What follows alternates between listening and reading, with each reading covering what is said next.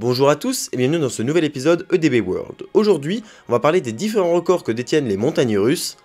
Allez, c'est parti.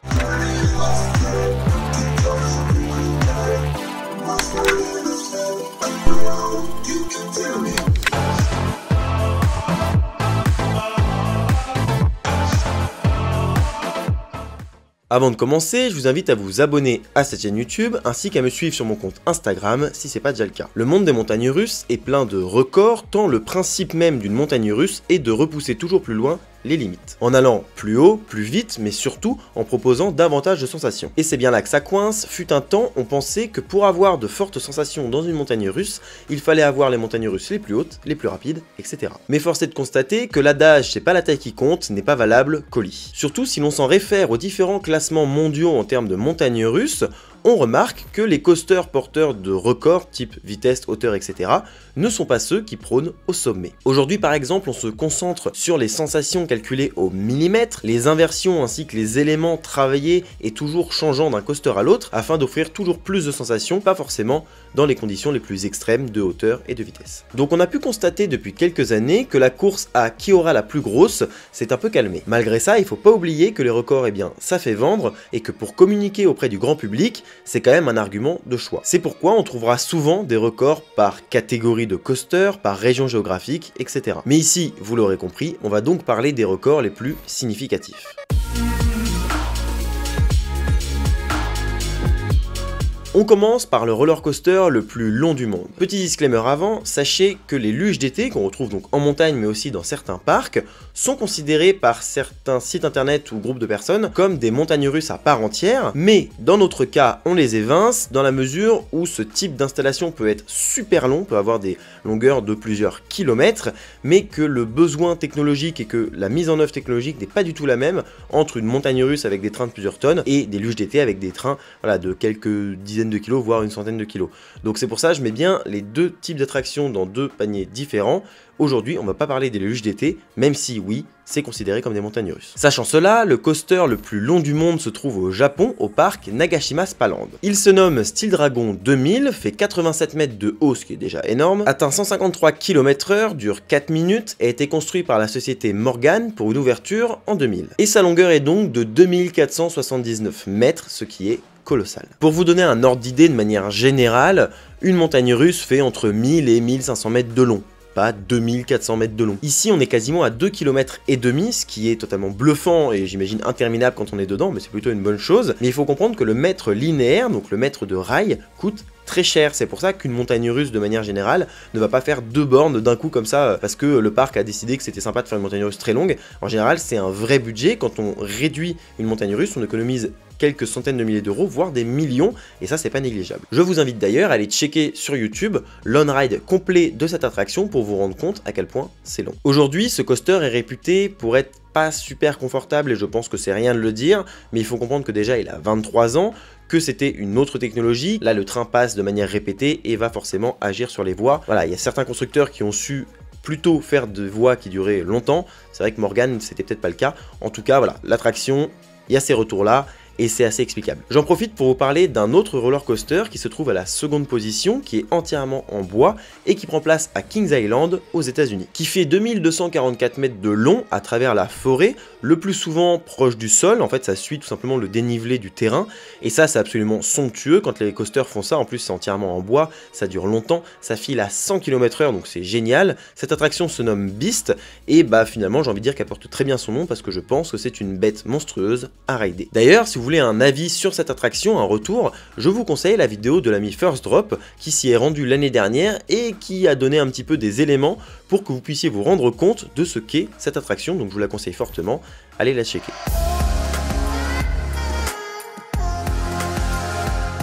Pour ce second record, celui des inversions, on se rend en Angleterre au parc Alton Towers. Sur une montagne russe ouverte en 2013 qui fait 1170 mètres de long, 30 mètres de haut et atteint 85 km/h. Construite par Gerstlauer, elle ne semble pas si particulière quand on se fie aux seules caractéristiques que je viens de citer. Mais la grosse différence de cette attraction, c'est qu'elle ne comporte pas moins de 14 inversions. Je sais pas si on se rend compte, mais 14 inversions, alors c'est absolument débile déjà, mais c'est tout à fait remarquable. Cette attraction, vous la connaissez sûrement, elle se nomme The Smiler et elle est tristement célèbre pour un accident qui s'est produit dessus et dont j'ai déjà parlé sur cette chaîne. D'ailleurs, une vidéo est disponible en fiche et en description pour ceux qui désiraient en savoir plus. Cette attraction, en termes de retour visiteur, a plutôt bonne réputation, elle est assez confortable, plutôt intense, sensationnelle, avec des inversions intéressantes, même s'il y en a quand même beaucoup, il y a 2 lifts, bref, c'est quand même une attraction assez énorme, et il faut savoir qu'elle a un thème assez particulier, qui est un peu psychédélique, et que personnellement, j'aime beaucoup.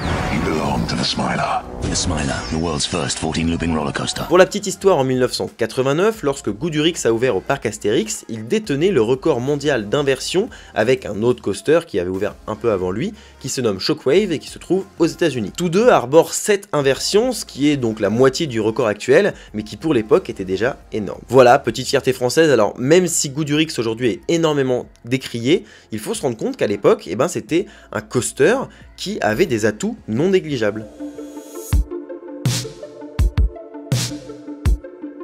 Le record d'airtime sur les roller coasters est relativement nouveau car auparavant, on les quantifiait pas tant que ça au moment de la conception de la machine et donc on n'avait pas vraiment de marketing sur le sujet. Mais avec l'évolution des technologies, que ce soit dans la conception même des coasters ou dans le calcul des forces, on a une idée beaucoup plus large de ce qui est ressenti par le visiteur et donc des airtime qui sont produits. Petit rappel, mais un airtime c'est un moment où l'on est comme éjecté du siège, où les forces viennent du bas du corps vers le haut du corps. En général c'est autour de 0 G et jusqu'à moins 2 G, c'est à peu près, parce que évidemment moins 2 G c'est déjà énorme pour un airtime. Sachant que, je le rappelle au cas où, la gravité terrestre exerce une force de 1 G sur notre corps quand on est debout au sol et au niveau de la mer. Revenons-en aux airtime et aux records. Dans cette catégorie, Toutatis, le nouveau roller coaster du parc Astérix, est très bien placé, avec 23 airtime différents tout le long du parcours. Et quand je dis très bien placé, c'est même numéro 1, parce que dans sa catégorie de montagne russe en métal, c'est celui qui a le plus d'airtime. Et ça, c'est français,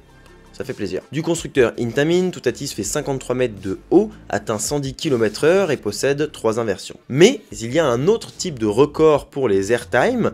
Il s'agit non pas du nombre d'airtime par montagne russe, mais du cumul de tous ces airtime. Finalement, on cumule le temps où notre cul passe à être décollé du siège. Et ici, c'est Style Vengeance, un roller coaster hybride, c'est-à-dire avec des rails en métal et des supports en bois, qui détient le record dans sa catégorie avec 27,2 secondes d'airtime sur le parcours entier. C'est complètement dingue. De toute manière, ce roller coaster met à peu près tout le monde d'accord, du constructeur Rocky Mountain Construction, il fait 62,5 mètres de haut, atteint les 119 km/h et possède 4 inversions. Il est quasiment tout le temps premier dans les différents classements mondiaux de roller coaster.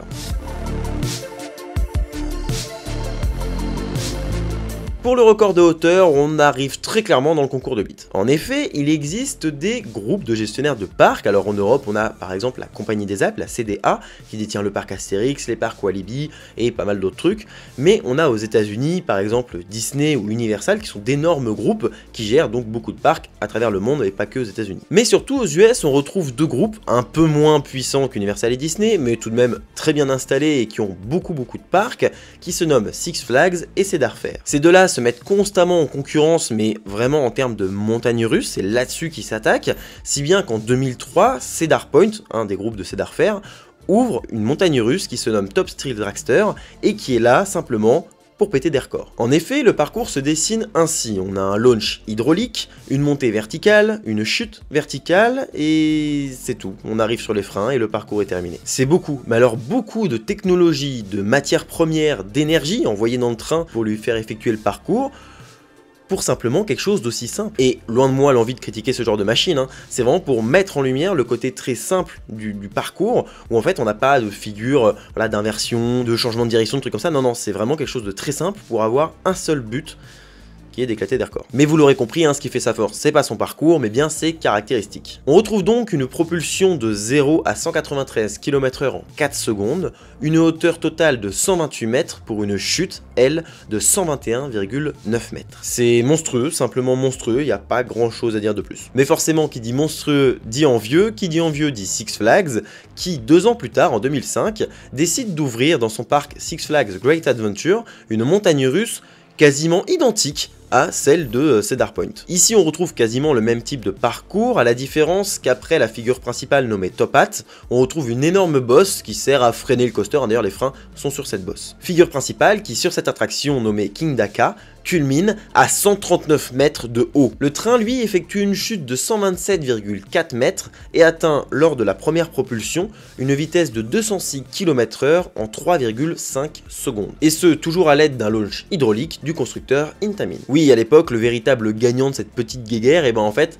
c'était le constructeur Intamin qui était le seul finalement à être capable de réaliser de telles machines. Pour vous donner un ordre d'idée au sujet de l'absurdité de ce coaster, le temps du tour ne dure que 28 secondes au total. C'est quasiment le temps d'airtime cumulé qu'on retrouve sur Steel Vengeance. Ne vous méprenez pas, je rigole pas mal de l'absurdité de la construction de telles machines, mais déjà bon bah ça fait avancer la technologie des montagnes russes, mais surtout je crève d'envie de monter dedans, pour le côté totalement absurde justement, et le côté c'est unique. Et donc forcément, moi ça me plaît aussi beaucoup. Même si malgré leurs caractéristiques et d'après les nombreux retours, ce ne sont pas les meilleures montagnes russes du monde, comme quoi c'est pas la taille qui compte.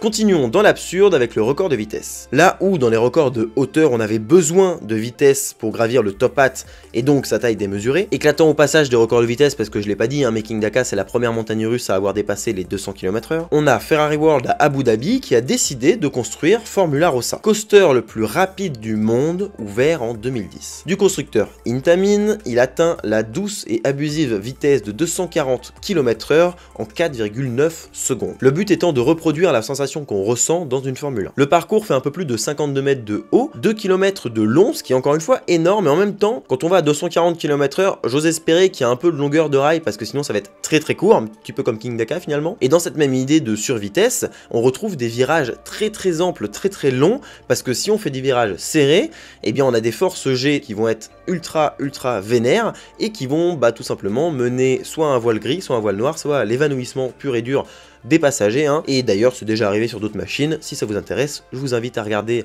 la vidéo sur Intimidator que je mets en fiche et en description. Voilà, il n'y a pas grand chose à dire de plus sur Formula Rossa, si ce n'est que cette attraction, elle sert tout bonnement à nous satelliser. Vous êtes satellisé. Au passage, la seconde attraction la plus rapide du monde c'est King Daka, et la troisième c'est Top Steel Dragster, et donc c'est les deux montagnes russes les plus hautes du monde. Évidemment, dans cette vidéo je ne parle pas du défi technique et de toutes les petites péripéties qu'ont pu subir les montagnes russes en question, les plus rapides, les plus hautes, parce que évidemment c'est super intéressant, mais chacune de ces montagnes russes aura une vidéo dédiée, parce que c'est foutrement drôle, et qu'il y a des choses très intéressantes à dire.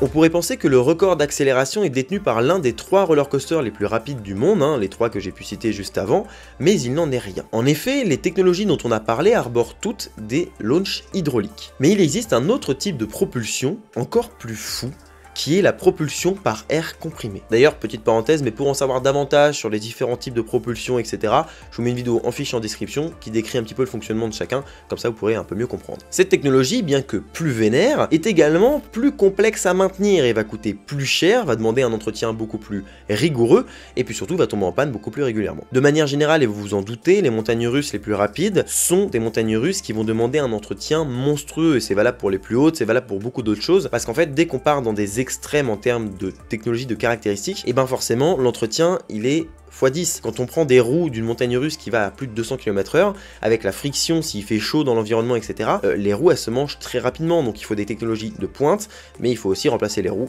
très régulièrement. Et là je parle que des roues, mais quand on est sur des propulsions hydrauliques ou à air comprimé, pareil, c'est un entretien monstrueux, ça peut péter, faut changer les caps, faut changer toutes les fixations, enfin c'est hyper compliqué parce que l'usure est monstrueuse, et donc le coût au final d'entretien est énorme. En tout cas, ce launch à air comprimé de tous les records, on le retrouve sur Dodonpa, un coaster qui a ouvert en 2001 au parc Fujiku Island au Japon. Du constructeur SNS, un expert dans le domaine de la propulsion à air comprimé, même si eux aussi ont eu quelques petits problèmes, Dodonpa possède un launch allant de 0 à 172 km/h en seulement 1,8 secondes. Si vous trouvez ça abusé, restez bien assis parce que 15 ans après son ouverture, l'attraction est renommée Dodonpa. Ils vont changer une partie de son parcours, changer de nom comme vous l'aurez compris, mais également sa propulsion. Le faisant ainsi passer non plus de 0 à 172 km/h en 1,8 secondes, mais de 0 à 180 km/h en 1,56 secondes. Bordel. Bon du coup en fait c'est là qu'on est satellisé. Ça pousse. Honnêtement, je pense pas qu'on puisse véritablement se rendre compte de la puissance du truc tant qu'on n'a pas posé notre cul dedans. Aujourd'hui, on peut un petit peu s'amuser avec des Tesla ou des voitures très rapides à égaler un petit peu l'accélération de certaines montagnes russes. Autant là, c'est très compliqué sur un sol normal avec des roues d'atteindre de telles vitesses en un temps si court. En tout cas, ça doit être un cauchemar en termes de sensations, mais bon, pour quelqu'un de passionné comme moi, un cauchemar très positif. Malheureusement, j'ai de sérieux doutes quant au fait que je puisse un jour monter sur cette montagne russe, déjà parce que c'est au Japon, hein, donc c'est pas tout près, mais surtout parce qu'elle a subi un incident, enfin en tout cas des retours d'incidents, c'est un petit peu compliqué, et depuis pas mal de temps elle est fermée et elle ne tourne tout simplement pas, donc je sais pas quand est-ce qu'elle va rouvrir, mais quoi qu'il en soit, si ça vous intéresse, j'ai fait une vidéo sur le sujet, donc même tarif, on va en fiche ou en description, cliquez et la regardez.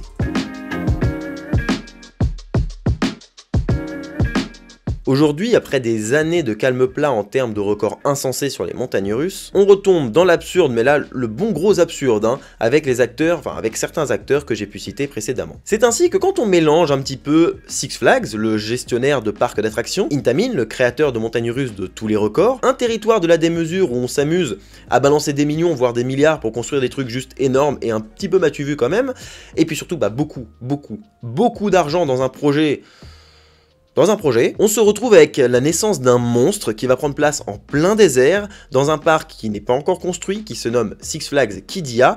La montagne russe en question se nomme Falcon's Flight, et j'ai pas les mots pour ce qu'ils veulent faire, vraiment pas. Je vous remets un petit peu dans le contexte, en fait, il y a des gens qui ont beaucoup d'argent, qui ont dit à Six Flags, vous savez gérer des parcs d'attractions, nous on donne tout notre argent, beaucoup d'argent, pour créer un parc d'attractions dans un complexe touristique énorme, avec des hôtels, une piste de Formule 1 et plein d'autres trucs. Je sais pas, voilà, ce que ça va donner réellement, mais quoi qu'il en soit, il y a un parc, on va se concentrer dessus. J'en ai déjà parlé dans une précédente vidéo, mais je pense qu'il va falloir que je reparle de ce parc parce que c'est vraiment impressionnant. Ils ont quand même décidé d'acheter plein de montagnes russes parmi les plus folles, et donc on va retrouver donc Falcon's Flight, on va en parler juste après, mais c'est vrai que c'est en plein milieu du désert et c'est, je crois, non loin de Riyad, voilà, pour situer un petit peu géographiquement. L'attraction atteindra 250 km/h, donc là c'est un record, hein, vous l'avez vu.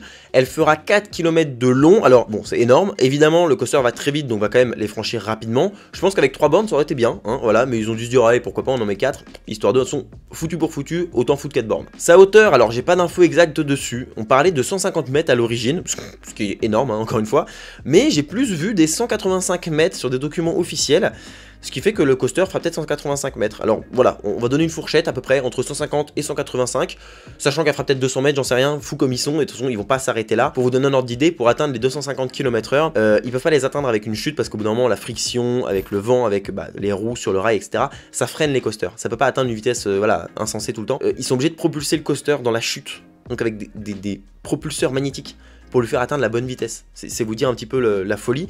Et pour vous donner un ordre d'idée, quelque chose d'autre, quand on a donc une bosse qu'on appelle un camelback, hein, quand une montagne russe franchit une bosse, là la bosse, elle fera la hauteur, elle sera même plus haute que la montagne russe la plus haute du monde, que King Daka. La bosse, juste un élément de parcours sera plus haut que le coaster le plus haut du monde aujourd'hui. Bon, ça c'est sur le papier encore une fois, mais c'est complètement dingue. Que dire de plus, si ce n'est que technologiquement parlant, ça va être un défi monstrueux à relever pour Intamin. J'imagine qu'ils ont dû, voilà, un petit peu leur dire, Intamin a dû dire au parc, calmez-vous quand même, parce que là on doit quand même faire avancer un coaster à des vitesses folles qu'on n'a jamais fait avec voilà, des hauteurs de dingue, des machins et tout. Moi, je pense qu'en face ils ont juste dit hey, on a de l'argent, point. Donc prends notre argent et fais. Voilà. Et alors même que je ne croyais pas à l'ouverture de cette attraction, j'en ai parlé dans une précédente vidéo encore une fois, et ben il s'avère que depuis quelques semaines, on a vu popper sur les réseaux, alors déjà le début de la construction du complexe touristique et du parc, mais surtout de l'attraction. C'est-à-dire que cette montagne russe là est en construction aujourd'hui. Ce dont je viens de parler est en construction actuellement. Alors je pense pas que les trains soient finis. S'ils sont finis, bravo Intamin. Parce que franchement, pour développer des trains qui résistent à ça, parce que le rail, le côté structurel, en vrai c'est du gros œuvre. On sait faire entre guillemets, même si là encore une fois c'est pas simple, hein, c'est pas pour dire oh, c'est trop facile. Non, c'est pas simple, mais ils savent faire Intamin, ils savent faire de grandes montagnes russes. Ça va prendre de la place de fou, ça va coûter un rein, mais encore une fois c'est pas le problème j'imagine. Par contre, au niveau des contraintes physiques pour le train, là ça va être monstrueux et le défi à relever va être absolument dantesque pour Intamin. Et honnêtement, je ne pense pas que ça va bien tourner au début. Puis ce sera pas de la faute d'Intamin, c'est juste, ils vont dans l'inconnu complètement. Donc au début, bah, il va falloir faire plein de tests, et puis bah, les tests, je pense, ça va être des trucs où ils vont faire partir un train, le train il va arriver, les roues elles seront déjà à moitié mangées, deuxième tour, faut changer les roues. Moi, pour moi, ça va être ça. Donc, il va falloir qu'ils trouvent des systèmes pour refroidir les trains, pour tout ça. J'espère qu'ils vont réussir, parce que intimement, j'ai envie de le tester, le bordel, hein, forcément. Je vais te poser mon cul dessus et dire, bon, bah, voilà, je vais tester cette monstruosité, juste au moins une fois. Voilà, je le fais une fois, après, voilà, pour les passionnés que nous sommes, ça va être juste complètement dingue. Et là, j'ai tellement hâte de voir ça. Si ça voit le jour. En tout cas, là, on est plus proche de la réussite, en tout cas, de la construction de l'attraction, parce que, oui, construction ne veut pas dire ouverture, hein.